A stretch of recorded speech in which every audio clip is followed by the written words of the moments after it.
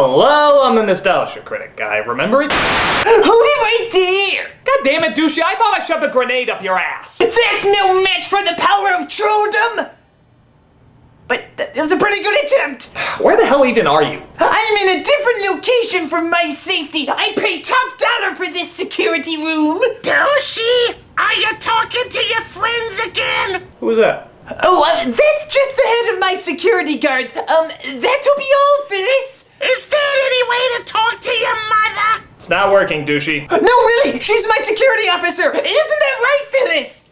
Are you masturbating again? Mom! Just stop doing it to the pictures of the green M&M. It's unnatural. Go away, Mom! Fine, but dinner's at 3. You had dinner at 3? My curfew's at 6. Oh, you made more mistakes in your Nostalgia Critic videos, and you need to pay for it. Indeed I have. Now, since you've all been waiting for it, Especially me. yes, this is the next top 11 Nostalgia Critic fuck-ups. No!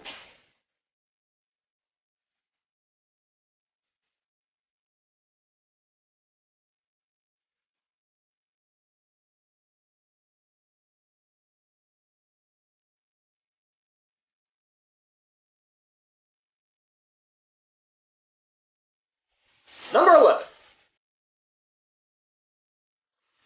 Where's your old versus new of War of the Worlds? Indeed, a lot of people have been wondering what happened since I said in my list I was going to do an old versus new of War of the Worlds. A lot of people think the Tommy Wiseau show distracted from it, but actually there's another reason. I did watch both movies again, and to be 100% honest, neither of them held up very well to me. I mean, neither one was terrible or anything, but they both seemed surprisingly underwhelming. When I was younger and I saw these movies, I was really drawn into them. I found the spaceships in both versions were really frightening and the panic very legitimate. But now that I'm older, watching them again, there's not a whole lot to them. It's just people running away from aliens. That's it. Granted, the twist ending is very clever. Of course, that came from the original book. But aside from that, it's just people running and screaming. The characters are bland, the spaceships don't look that interesting, and the aliens are, well, stupid. Seriously, does H.R. Geiger just need to design every original alien nowadays? All the aliens look the same. Well, okay, the original aliens didn't look the same, but they just looked like a gooey version of the game Simon. I just couldn't find that much to compare. Neither one seemed like the better movie. Now, at the time they came out, that's a different story. You can probably talk a lot about the influence the first film had, and even the fear and panic the remake recaptured. But they just didn't age that well. And I simply couldn't come up with enough material to write a decent review for it. Sorry guys, but this is one old versus new you're never gonna see from me.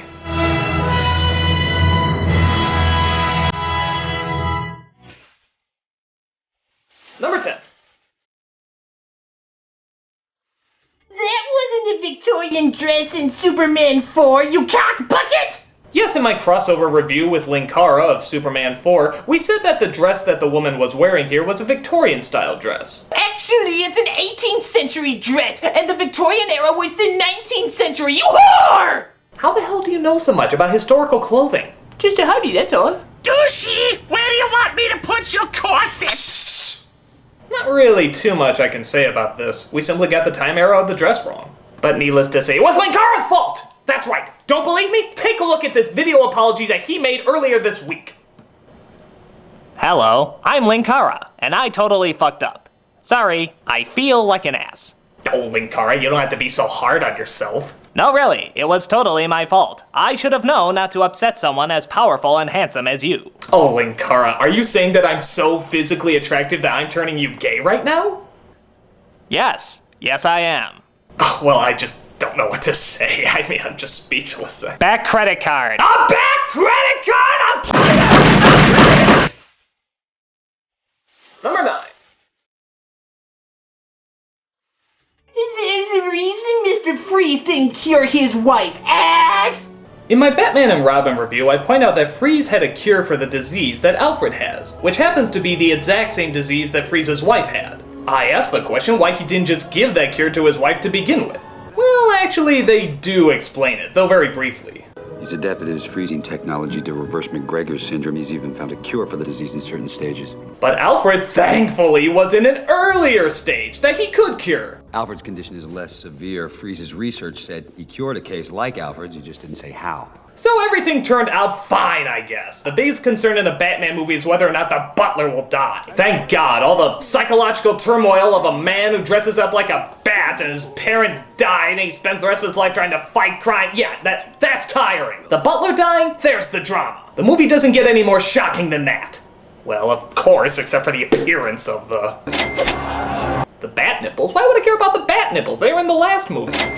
Oh, I apologize. I must have seen that wrong. Sorry. Let me just change my reaction accordingly. A bat credit card!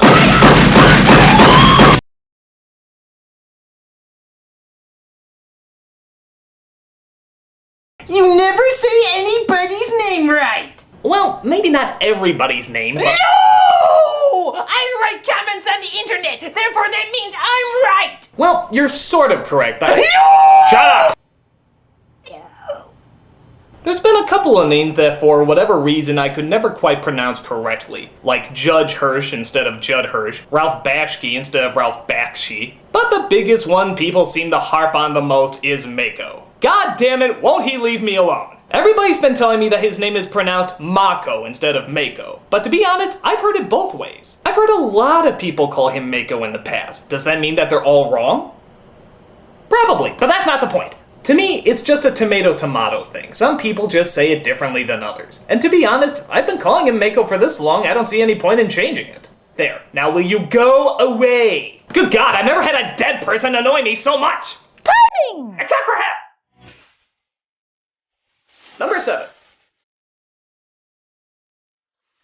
That's not the devil from Fantasia! Again, I think this one is sort of debatable. According to a lot of people, and even many of them from Disney, the monster on Bald Mountain is a creature named... Chernabog? Tomato tomato. So everyone kept pointing out to me that this was in fact not the devil. But let's really look at this for a second. You got a horned creature with minions dancing around him, bathing in fire, celebrating all that is evil, and the only thing that can stop him is the sound of church bells and Ave Maria. It's the devil! Who are you kidding? You can call him Mr. Fluffy for all I care, and it would still be the devil. Oh yeah, and this little bit of information might mean something. Bald Mountain, according to tradition, is the gathering place of Satan and his followers. Devil! That's the fucking devil! What more do you need? Oh well, if you want to call him Churn Butter or whatever his name is, that's fine. But for me, and I think everybody who saw this for the very first time, it's the devil. Devil!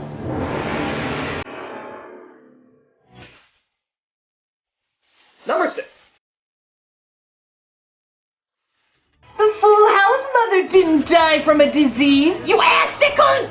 Yes, when I did my review of the show Full House, I said that the mother died from some sort of unknown disease, but people explained to me that actually she was killed in a car accident. I don't know, I don't remember it being mentioned, I have to admit I have no memory of it, but so many people swore that it was mentioned that I'm not gonna debate them. But at least we can all agree it was a shitty show. That is made clear. I'll admit I'm surprised at how many people follow Full House lore, but there it is. I mean, who am I to doubt the logic of internet commentators? A pox on you! A pox on all your houses! A pox! A pox! Major a pox! Please stop that. A pox. Number 5. Dolphins can punch, you anti-dolphite! Shows you what watching the Discovery Channel can teach you. According to scientists, dolphins really can defend for themselves against sharks by literally punching them. That's an interesting little fact that I probably never would have figured out. But still, I don't know. This scene from Zeus and Roxanne still seems pretty goofy to me. I mean, she punches the shark right in the friggin' teeth. That seems a little unrealistic. We see in slow-mo the shark literally takes a little chunk off of her, and yet there's never any battle scars. And on top of that, the dolphin is friggin' huge! I mean, I know dolphins are big, but not that big. What, was the dolphin just on steroids for the past few seconds? I don't know. It may seem scientifically correct, but to me, this still just seems silly. Dolphin punch! Number 4. Quest for Camelot did explain a few things. This is another one where technically you're right, but it's not explained very well. Like, I guess the reason for the forest being able to move and fly and such is that it was enchanted. That's a pretty blanket statement. It's just enchanted? That's it? Well, I guess technically that's explaining it. How about the magic potion that merges men into metal? He said he just got it from some witches, but when have we seen witches? Those exist in Camelot? It's like saying he bought it from a bunch of munchkins. It just seems out of place. But again, technically it's explained, so I can't complain. But here's some things that are never explained. Why did the chicken switch from good to evil? And if you say to get to the other side, I'll fucking kill you. Why did putting Excalibur in the stone magically heal everybody? And if it could magically heal everybody, why didn't they do that before? That's unbelievable. That's like the world's greatest hospital in a sword.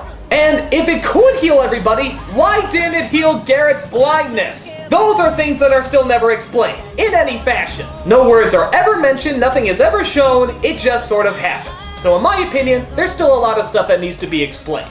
But for the few things that are explained, I apologize. Sort of.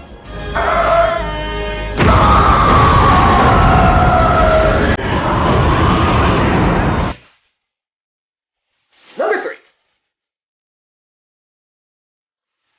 That was Jim Cummings singing the whole time. You brainless fart. It's funny how not only did I make this mistake twice, but both in the exact same review. When I listed the top 11 greatest villain songs, I brought up that Christopher Lloyd and Jeremy Irons were more speaking their songs rather than singing them. Little did I know that both of these songs were actually sung by a famous voice actor, Jim Cummings, who dubbed their voices so perfectly I couldn't even tell the difference. And I don't think a lot of other people could either. I was once the most mystical man in all Russia. When the royals betrayed me, they made a mistake. In fact, Jeremy Irons actually does start singing his song, but by the end, I guess his voice gave out or something, so they gave it to Jim Cummings again.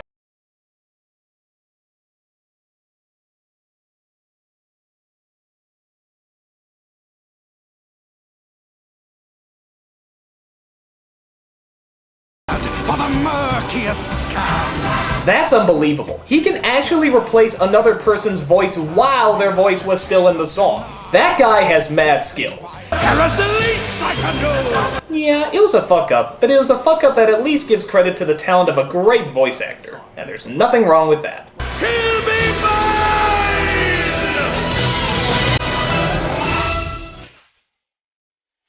Number 2.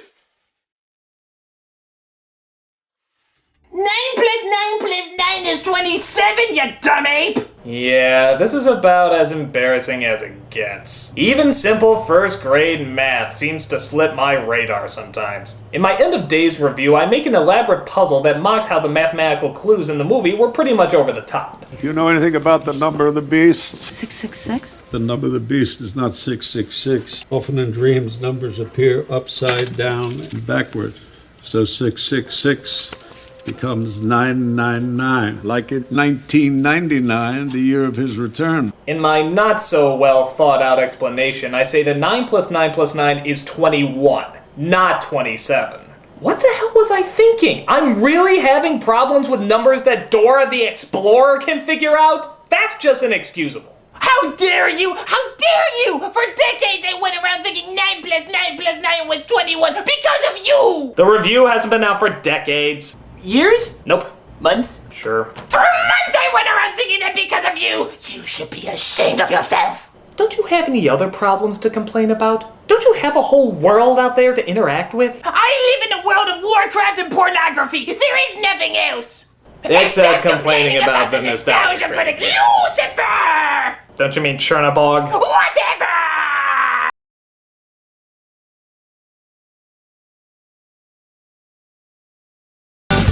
Nothing! I have no number 1. Haha, I guess I didn't make as many mistakes as I thought. Well, thank you for joining me until next time. Did you hear something? I totally didn't hear anything. Don't try to avoid me. I'm not avoiding you. Thing that I don't hear? You're missing the autism joke. La, la, la, You know la, damn la, well la, that la, you made la, a joke la, about la, la, autism la, and la, you la, tried la, your la, hardest la, never la, to la, mention it again. Okay, alright! In my Ernest Saves Christmas review, I made probably the most inappropriate joke ever. It was when one of the characters is doing an unfunny puppet show for kids that are way too old to be enjoying it. Yes, I think he entertains the autistic children. Not only was this inappropriate, it just didn't make sense. There's just as many high-functioning autistic people as there are low-functioning autistic people. In fact, there's even more high-functioning. I know autistic people, and to be honest, this was just an unfair, unthought-out joke. I didn't even think it was that funny when I put it in. I just sort of did it on the off chance that maybe someone else would find it funny. It was a gamble, and to this day, it remains to be the only joke I ever removed because I simply thought it was low and unfair. No disrespect, people, it's just a really stupid mistake that I hope never to make again. Feel awkward enough? So do I. So, let's end today with me saying... No! There's so much more I need to bitch and moan about! That's it! Where are you? I'm gonna lay my vengeance upon thee! Ha! You'll never find me! My location is seal-proof! Douchey! Did you order another Midgets Gone Wild video? No, that must be someone else! Why do we keep getting these videos? I mean, is it really so hard to see that our address is 125 Arthur Street in Monteeville? Thank you!